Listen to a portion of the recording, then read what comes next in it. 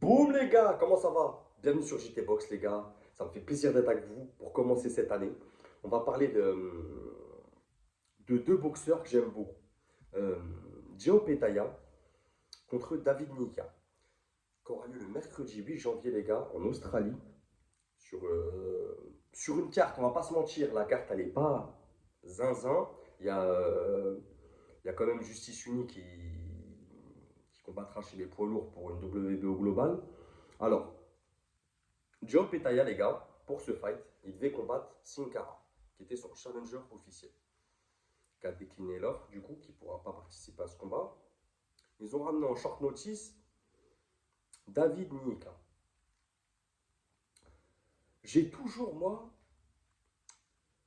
ces combats-là, là, quand il y a un changement d'adversaire, pas à la dernière minute, parce qu'ils ont eu le temps de se préparer quand même, mais un changement d'adversaire pour un championnat du monde, ça me fait toujours un doute.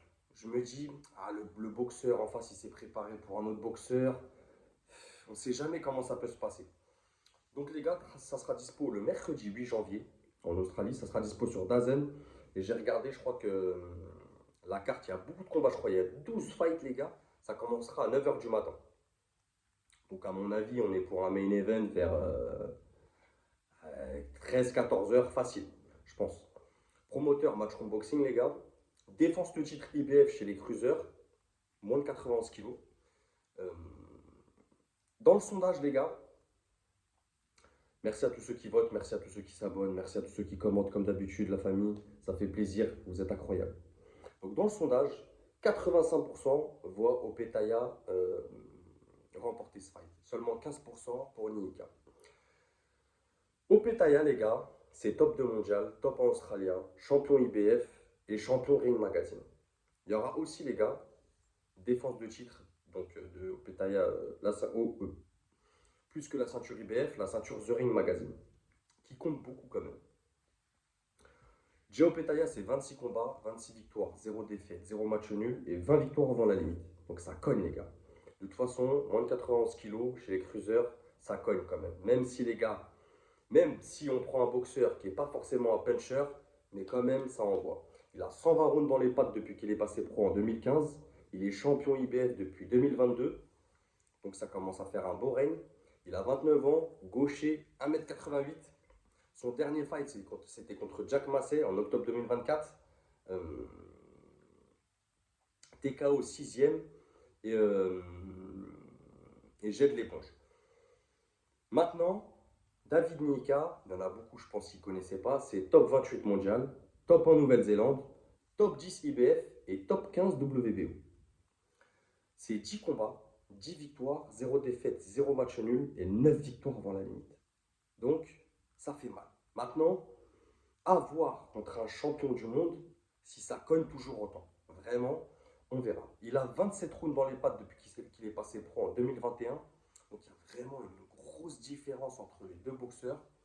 Euh, il a 29 ans, ils ont le même âge, mais il y a deux parcours complètement différents.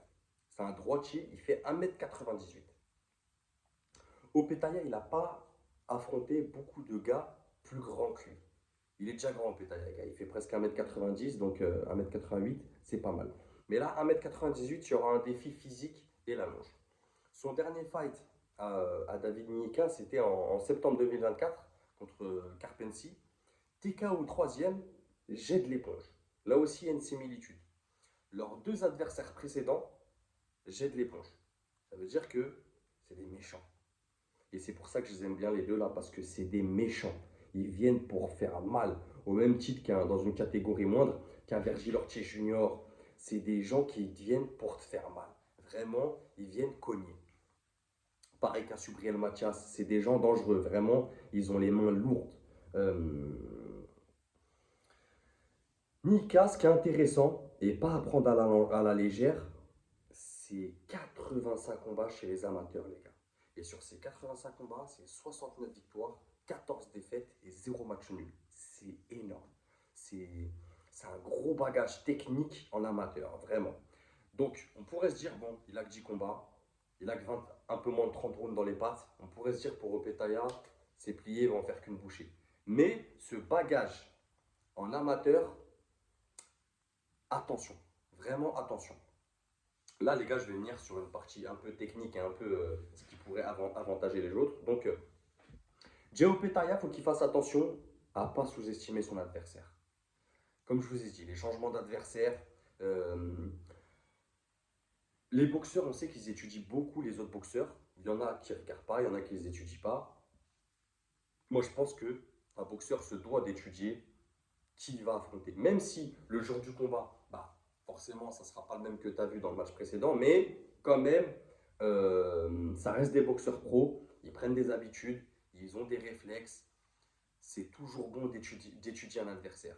Et vous pouvez le voir, même vous, à plus petite échelle, pour ceux qui font du sparring, quand tu commences à sparer avec la même personne, tu commences à la connaître. Tu vois, tu sais ce qu'il va faire. Vous commencez à vous amuser, à mieux vous connaître. C'est pareil avec les pros. Quand tu étudies ton adversaire, c'est pareil. Tu essaies de mieux connaître qu'est-ce qu'il va faire au premier coup, au deuxième, troisième. Si je me déplace là, qu'est-ce qu'il va faire? Si j'envoie mon jab, qu'est-ce qu'il va faire? Si je fais un pas de recul? Il y a plein de choses à analyser. Donc attention à Opetaya de ne pas sous-estimer son adversaire. Euh, Pas sous-estimer son adversaire, pourquoi? Parce que, attention, en face, c'est un jeune loup. Il a la dalle. C'est le combat pour lui. Les gars, je vous le rappelle, top 28 mondial. Avoir la chance d'être champion du monde, c'est le combat de ses rêves. C'est le combat de sa vie. C'est un bond dans les classements énorme. Vraiment, lui, je pense que c'est le combat de sa vie. Euh, J'ai pas envie de dire, j'espère pas qu'il va passer à côté, mais je pense pas qu'il va passer à côté de ce fight, les gars. Vraiment, il a une chance de remporter le titre, donc attention. Ensuite, au Petaya, c'est très mobile. C'est beaucoup sur la pointe des pieds, pression. C'est pas beaucoup de travail de jab, mais si vous remarquez, pour ceux qui le connaissent, c'est une grosse pression avec son bras arrière et contrôle du centre de ring. Vraiment, c'est méchant, agressif. Euh, Comme je t'ai dit, peu de travail de jab, mais il compense par beaucoup de feintes et de cadrage. Et vraiment ce bras arrière qui vient au corps, euh, il casse bien la distance. Il travaille sur deux trois coups quand il est à portée, corps à corps ou mi-distance. Attention aussi au Petaya, moi, où il me fait flipper des fois, c'est défensivement. Euh, il a tendance à s'exposer au contre. Vraiment, s'il tombe sur un contreur vraiment technique, ça peut faire mal. Et attention au contre. Il a tendance à trop se découvrir des fois quand il rentre avec son bras arrière. Euh, il a tendance à avoir la main basse. Attention. Maintenant, David Nika, c'est quelqu'un qui fixe. Tu vois, il va pas trop bouger. C'est pas quelqu'un de, par rapport à Opetaya, de mobile. Je ne le définirais pas de mobile. C'est quelqu'un qui va fixer bien sur ses appuis. Je vous rappelle, il est grand, les gars, 1m98. Il a des longs segments. Donc, le coller, être au corps à corps, ça serait une solution. On sait que ceux qui ont des longs segments, bah, quand ils sont au corps à corps, ils ont du mal à aller chercher les flancs, tout ça, les uppercuts. Donc, le coller, peut-être, casser la distance rapidement, euh, ça serait peut-être une solution pour Opetaya, à voir la tactique utilisée. David Nika, c'est physique, les gars. C'est un bon crochet gauche corps face. Attention, très rapide. Euh, Attention aussi à lui, à la pression de l'événement. Oui, c'est le combat de sa vie, c'est le combat de ses rêves, c'est le combat qui peut chambouler sa vie, qui peut changer la trajectoire de sa carrière. Mais attention à ne pas se faire écraser par la pression de l'événement. On en a déjà vu qui était chaud et face à l'événement, qui perdaient leurs moyens, qui perdaient leurs capacités, leurs talents. Euh, David Mika, ça cogne dur quand même. Ça cogne très très dur. C'est pas un puncher, mais c'est un cogneur. C'est quelqu'un qui va vraiment t'user. Ça bouge bien. Et surtout, ça ne se laisse pas enfermer. Et il a un bagage en amateur tel que ça va être dur de l'enfermer dans les cordes. Donc vraiment, pour moi, c'est un combat intéressant en début d'année. Et pour moi, je le qualifierais de banger. Banger pour toutes les raisons que je vous ai expliquées là. Parce que vraiment, même si sur le papier, on se dit au Petaya, il va le monter en l'air, je sais pas, les gars. J'ai un pressentiment comme ça. Je me dis, est-ce que David Nika, il serait pas capable de nous faire un upset en début d'année, là? Ça changerait tout parce que dans cette catégorie, les gars, il y a Zurdo qui a deux ceintures. Euh, Bon, vous savez que mon combat que je voudrais en 2025, c'est Opetaya Zurdo. Mais si, je dis bien si, Nika remporte le combat, les gars. Il devient champion du monde IBF. Ça change tout. Euh, Derrière, comme on sait dans les combats, quand il y a des grands champions, après ça dépend comment ils gagnent, tout ça, mais il y aura une revanche. J'aimerais bien. En même temps, j'aimerais bien qu'Opetaya gagne, et en même temps, j'aimerais bien que Nika il gagne, parce que ça relancerait les cartes. Vraiment. Euh, Et on l'aurait pas vu venir encore ce coup-là, vraiment. Donc mon prono, les gars, j'ai vraiment eu du mal parce que c'est vraiment deux bons boxeurs avec de vraies qualités physiques, pugilistiques. Et je me suis dit, bon, je vais suivre mon ressenti, mon instinct de ce que j'ai vu. Je pense, et il y a aussi quelque chose que je vous ai pas parlé. J'ai vu les limites techniques d'un Opetaya contre Bredis, moi. Alors après, est-ce qu'il n'était pas dans un jour sans? Est-ce qu'il n'était pas dans un jour où il était un peu moins bon au Pétaya? On ne sait pas, tu vois. Mais moi, c'est des signaux qui m'inquiètent.